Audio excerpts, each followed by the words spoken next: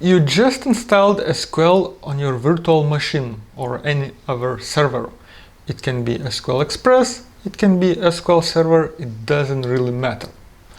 You just installed and you're thinking, okay, let's start to work. But there are two things you have to do. Those are very important things you have to do before you start to work. One is to set up the port which you can connect to SQL Express, and the other one is to open the firewall for that port.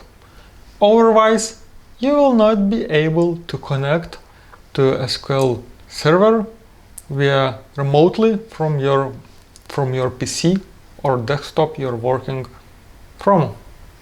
And you don't want to connect to the server all the time, you want to do some changes, right? I guess right.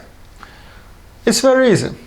Let's go and I will show you how to do that. So once we have installed the SQL Server on our server, let's go to Start and let's find SQL Server Configuration Manager.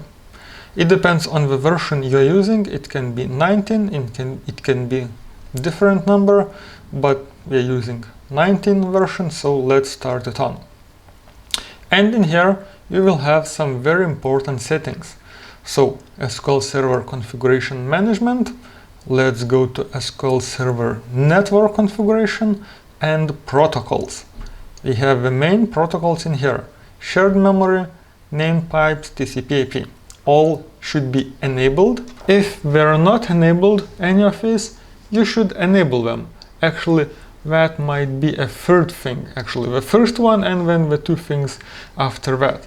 So, first thing, you have to make sure these protocols are enabled, because by default, I think they're not, especially TCP/IP, it's not even enabled. So, enable it and then go to the settings. So once they are enabled, press right mouse button, select Properties on TCP/IP and go to IP addresses.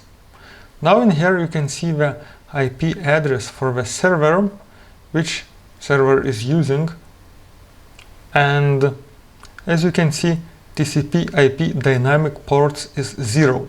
What it means?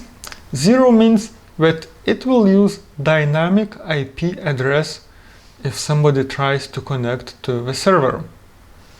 And due to security reasons, that's not the best idea to do it.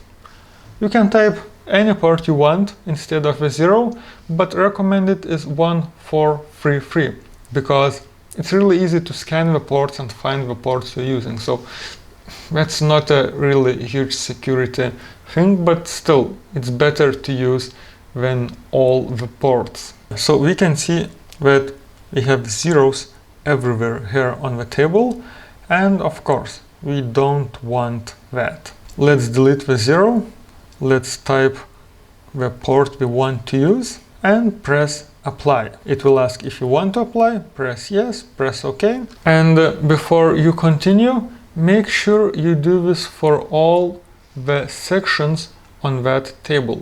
So let's go and let's do quickly for the other sections now. Okay, so again, right mouse button, Properties, and let's quickly delete the zeros from IP1, IP2, IP3 and all others, and let's type the port. Yes, that one already typed. IP3 is IP3133 as well, for IP4 as well, IP5 as well. We want to have the same port. Dynamic ports, no, we don't want any dynamic ports. Yes, let's delete it, let's type a port, let's use the same port, and IP8 we don't need, well, we can type it as well. Apply, yes, okay. As you saw on the message before, the next thing you have to do, you have to restart your SQL server. That's very easy as well. Press on SQL services and you can see the services in here. SQL Express, right mouse button, restart, and it's restarting. You can see a message showing the status. It would not take long, and once it's restarted, we can see it's running again. This is how easy you can set up the port which your SQL Management Studio should connect to SQL Server. The next thing, on your Windows server, just open the port.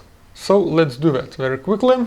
Press Start button on your server, and in Start menu you can start type Firewall, and you will see Windows, Firewall and Advanced Security.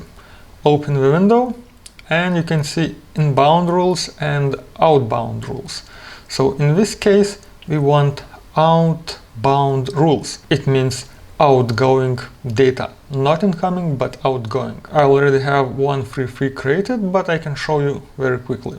You just press new rule on right side, port, press next, yes, TCP, type the name of a port, so 1433 in this case, leave the TCP, next, allow the connection, yes, and these domain, private, public are all marked.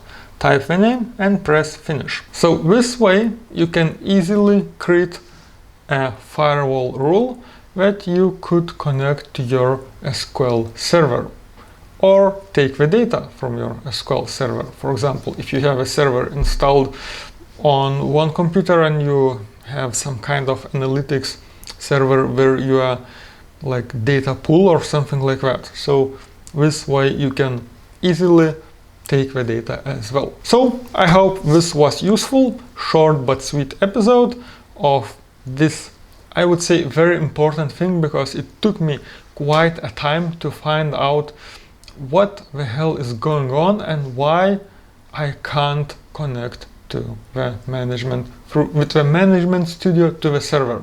Just a simple thing, yet this is very important. So thank you for watching. I hope it was useful. Like the video, subscribe if you like what I'm doing. Check my Patreon page. You can find additional perks in there, and see you next time.